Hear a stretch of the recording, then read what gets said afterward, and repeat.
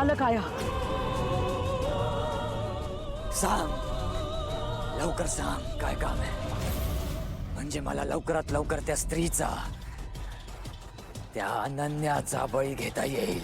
हे बघ, सारखं सारखं बळी बळी करू नकोस.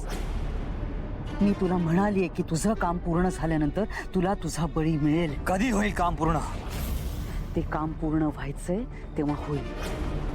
आत्ता स्वतःचं डोकं चालवण्याचा प्रयत्न करू नकोस.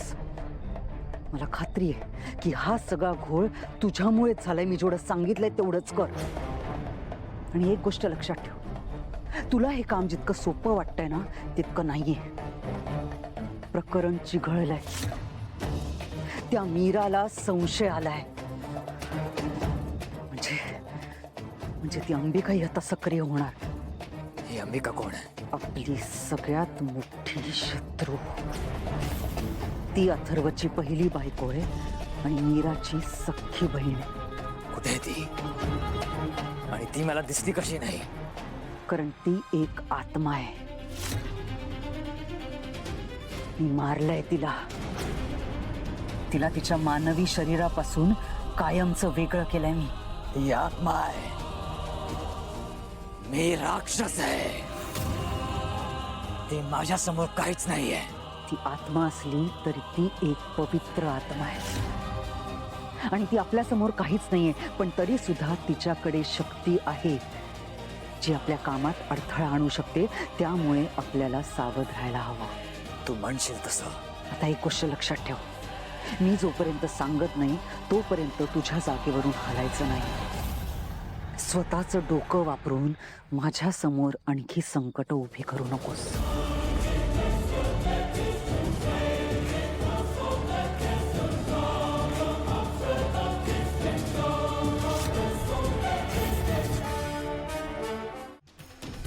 कधी कधी प्रतिमा स्वतःचं रूप घेतात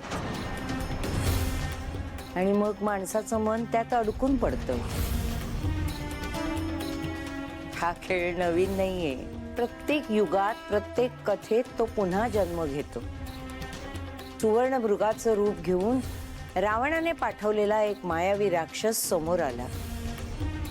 पण त्याने साकारलेलं ते सुवर्ण रूप इतकं खरं, इतकं सत्य होतं की सीतेलाही ते वास्तव वाटलं. पण ती प्रतिमा होती आणि त्या प्रतिमेमागे संपूर्ण आयुष्य बदलून टाकणारं एक संकट दडलेलं होतं. त्या एका भासामुळे राम दूर गेला आणि त्याच क्षणाचा फायदा घेऊन रावणाने सीतेचं हरण केलं. म्हणजे खोटी प्रतिमा काहीही करू शकते. अशा गोष्टी प्रत्येक काळात घडतात. फक्त रूप बदलत जातं. कधी हरिण, कधी माणूस, तर कधी आपलंच वाटणारं कोणीतरी ओळखीचं.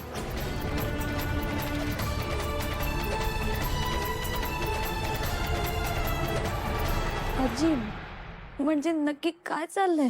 मीरा, या खेळात प्रश्न सरळ नसतात आणि उत्तरं गुंतागुंतीची असतात. इथे कोण खरं, कोण खोटं हे ओळखणं हीच सर्वात मोठी परीक्षा असते. याचा अर्थ घरात दोन अथर्व असण्याचा आमचा संशय खरा आहे. एक खरा आणि एक मायावी. फक्त इतकंच नाही, या सगळ्या गुंत्यात आणखीन एक मोठं संकट, म्हणजे या घरातल्या एका स्त्रीचा मृत्यू होण्याची शक्यता आहे.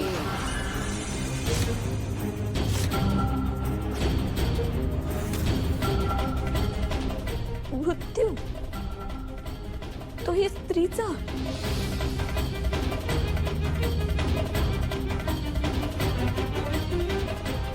आजी, आम्ही हे सगळं थांबू. आम्हाला यावर काहीतरी उपाय सांगा फक्त. यावर एकच उपाय आहे, त्या मायावी देहाचा अंत. आणि हा अंत फक्त मीराच्या हातूनच होऊ शकतो.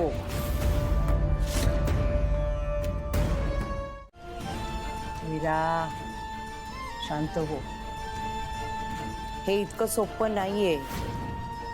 घाई गडबडीत काही केलंस ना तर तू तुझ्या खऱ्या अथर्वाला गमावशील. हं?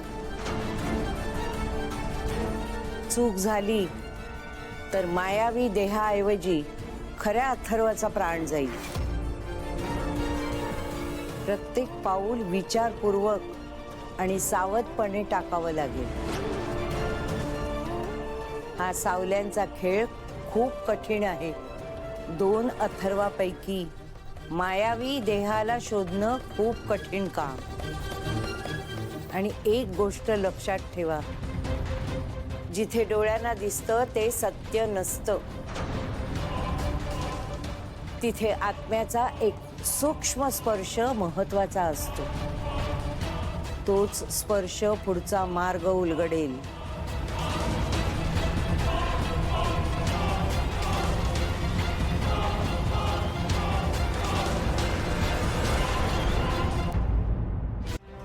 आजी, आम्ही सगळं नीट आणि जपून करू. तुम्ही फक्त आम्हाला आशीर्वाद द्या. माझा आशीर्वाद सदैव तुमच्या पाठीशी. आता माझी जायची वेळ झाली.